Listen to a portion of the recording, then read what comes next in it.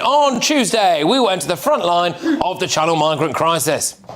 You'll notice it's mostly men, isn't it? It's mostly men. And a variety of different people here from different parts of the world. We've spoken to people from Sudan, from Eritrea, from Afghanistan. Hello, there's a big Red Cross, I think it is anyway, yeah, Red Cross Française. So there's a medical tent here where they can get their medical supplies. There's other bits and bobs going on over here. Yes, OK, so they are quite literally queuing up in Calais. There are thousands of people on their way to Britain.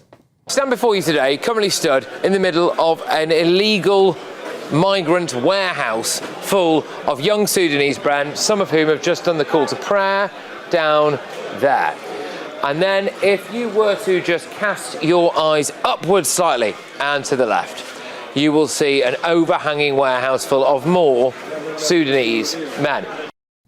The Prime Minister went off to Albania yesterday and came up with a big new idea. What now we want to do, and we're having discussions on, talks on, is return hubs, which is where someone's been through the system in the UK, they need to be returned, and we have to make sure they're returned effectively, and we'll do that if we can through return hubs. So that's what the talk's about. Well, good luck with that, Prime Minister, because the second one of those people is about to get on a deportation plane, half of his MPs will be chaining themselves to the wheels and gluing themselves to the tarmac on the runway. But unfortunately, for the Prime Minister, the Albanians were having none of it. Has anyone seen Keir Starmer's X profile recently? He started putting out stuff like this. So these tweets here. If you're one of the smugglers, I won't do the voice. If you're one of the smugglers putting people in small boats across the channel, we're coming after you. And then, sorry, I gave in to Barry there. Anyway, but seriously, are you? Are you though? I mean, I went out there for less than 24 hours. We exposed one camp, and then the French police did this the next day. But they are slashing that boat now.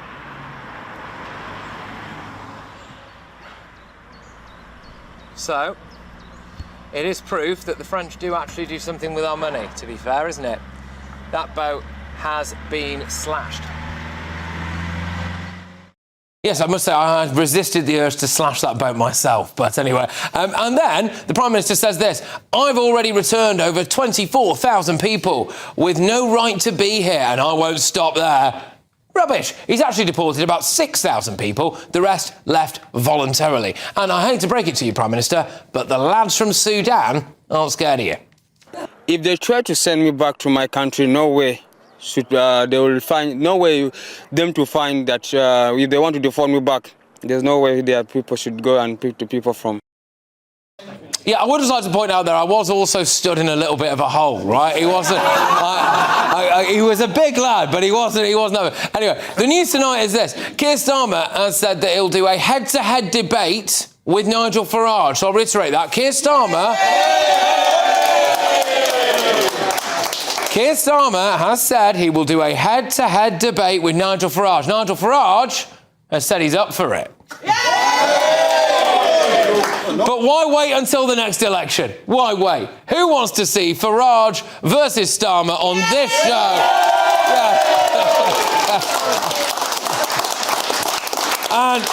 And hey, look, you can say whatever you like to this, but, who thinks that maybe I should host that debate? Oh, well, fine, whatever. Well, I'll tell you what, if they want it, come on then, let's have it. Anyway, right, back to the main topic at hand. Does anyone think that Keir Starmer will stop the boats? Right, OK, let's whiz ourselves onto the panel. Have we got someone in the crowd? Yes, we do. Go on, sir. Would you like to kick us off this hour, please? Good evening. Good evening. My question to the panel is about the subject you've just been discussing that's been on the news. Yeah. About this new term, return hubs. OK. And as you said, Keir Starmer's latest idea, and he trips along to Albania, and the Albanian Prime Minister says, "Hello, Keir, no way." So I gather we're in discussion with other countries, and it's almost as if we've never heard this idea before. I sort of think I have. But what's the way forward on this, and what happens next? OK, good question. Well done, sir. Go on then, Jane. So where are you on the idea of return hubs? I think I'm still annoyed Rishi didn't get Rwanda up and running, because it was a very different scheme to this Starmer return hub. He said these would be for people whose legal avenues have been exhausted And there is a whole activist lawyer class prolonging people's claims for asylum. I think very few people ever reach the end of their legal process.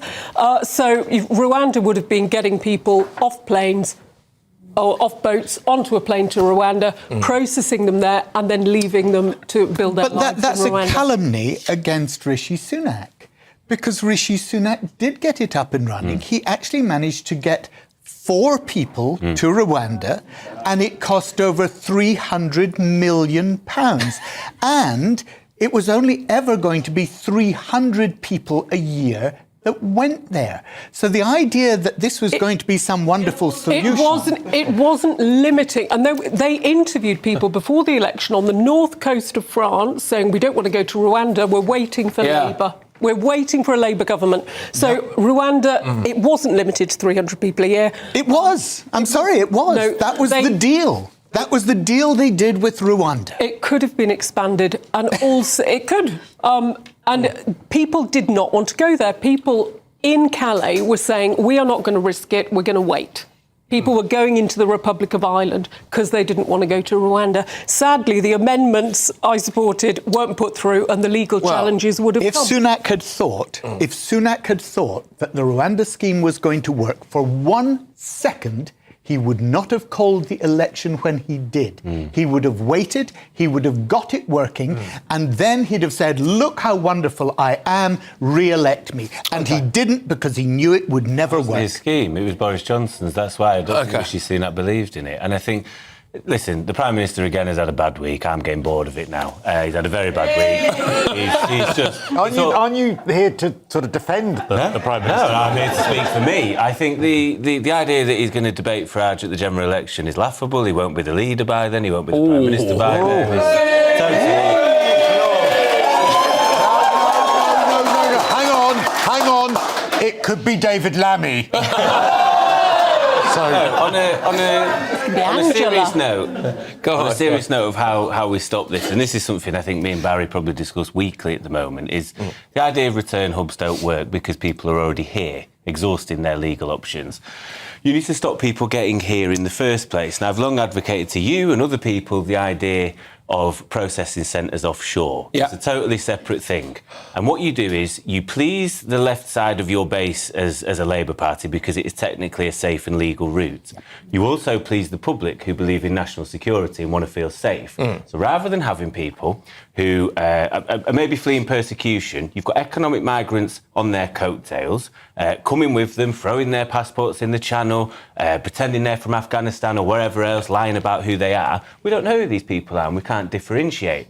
Now, if we change the 51 Convention, which Barry also champions the idea of, and we say you don't have to be here to apply for asylum, you can do it in a British embassy in your country, you can do it in a processing centre in your country. Boris Johnson was offered the opportunity in 2021. France said, their Interior Minister said, we'll set one up in Calais, we will pay for it, and you can put your Home Office staff in it. He fell out with Emmanuel Macron the week of the summit and we never heard about it ever again because he realised both sides were failing politically. Because to tell you the other thing as well, 1 million people came into this country last year legally. Yeah. I don't think that's the stuff that gets people annoyed. I imagine you can raise your hand. I think that does get people annoyed. No, I think what gets people more annoyed is turning on their TVs every day and seeing people cross the channel every single day and this feeling... This feeling of unfairness that people are getting ahead in life ahead of yous, and you know, skipping the queue. Would anyone just to say? Would anyone else like to make a point? If you do, just wave furiously, and we can get the yes. She's got it. There we go. I was hoping you would. I could see you were getting very exercised there. Fantastic. Now, you've come all the way from Portsmouth. Is that right? I am all the way from Portsmouth. Good. Thank you very much. So, with Keir Starmer wanting to get rid of legal migrants, which we need in our care system, why isn't he fighting for illegal ones better to stop them? Okay. The care, sorry, I know I've spoken, but the care system one shows how totally reactive the speech was on Monday. First of all, he's lost his moral high ground. If he ever feels Nigel Farage or the Conservatives say anything untoward or potentially racist sounding, they just go, look at what you said on Monday. You know, you can't have a go at us anymore. On the care system, Rishi Sunak changed the rules so that people that worked in our care system and got visas to do so couldn't bring family dependents. So our care visas went from 131,000 a year to less than 10,000 last year. Isn't the care system that's the issue? It is people jumping on the coattails of people genuinely fleeing. And the idea that you can smash the gangs, you should be stopping the boats that will smash the gangs. Go on, Chris. Can I just say, I actually agree with every word you've said now.